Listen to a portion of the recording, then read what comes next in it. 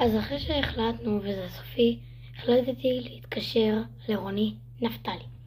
כפי שאתם יודעים, לפני כמה חודשים או חודש, החלטנו שאנחנו הולכים להיות צמד ביוטיוב, שזה אומר שנעשה סרטונים ביחד, ובינתיים בואו נסכים שעדיין לא עשינו שום סרטון ביחד, חוץ מהסרטון הזה שדיברנו בפודקאסט. אוקיי, אז בקיצור, אנחנו עכשיו הולכים להתקשר לרוני נפתלי, ונשאל אותה אם היא רוצה שנעשה עכשיו סרטון ליוטיוב. בואו נראה מה היא תגיד. אז הנה התקשרנו לרוני, ובואו נראה אם היא תענה.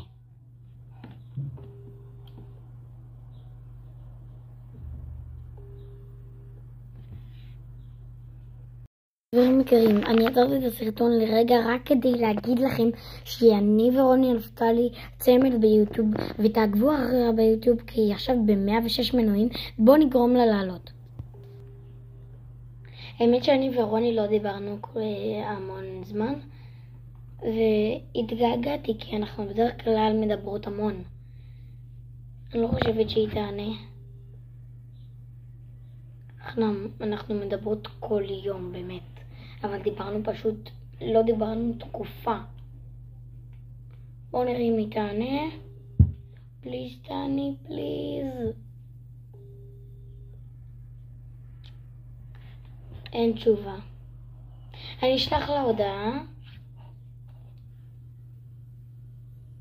הנה, בוא נשלח לה.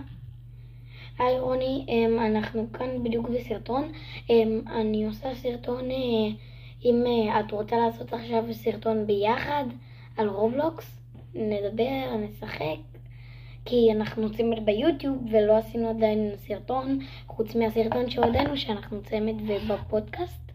אז מה את אומרת? את רוצה שנעשה עכשיו כאילו סרטון ליוטיוב, או שאת לא יכולה ואת עסוקה? כי אנחנו מדברים המון בדרך כלל ואנחנו לא דיברנו פשוט המון זמן וזה מרגיש לי מוזר.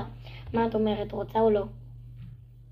אז שלחתי לה את ההודעה ואני אגיד לכם אם היא ענתה לי או לא.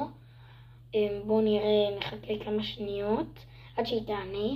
אגב, עד שהיא תענה יש לי מסר בשבילכם. נכון, הסרטון הזה על בבר וזה, מי שיצר את הסאונד הוא אשכרה ענה לי, ואם אתה רואה את זה, אני יודע מימון, ואני בתכלס תמיד רציתי לעשות לך שיתוף פעולה ביוטיוב, שתשים לי ולרוני סאב. אז האם אתה רוצה לשתף פעולה בסרטונים וברובלוקס? אם כן, אתה יכול להגיב כאן בתגובות, וזה נורא יעזור. אני אשלח לכם בפוסט אם רוני ענתה לי. בואו נראה אם היא ענתה. לא. אבל אני אתקשר אליה היום בערב, אני אראה לכם אם היא ענתה לי או לא. ואל תשכחו להירשם לערוץ ותפעילו את הפעמון, כי יש לנו עוד המון תכנים שווים. להתראות, תעקבו לעוד סרטונים שווים עם רוני נפתלי.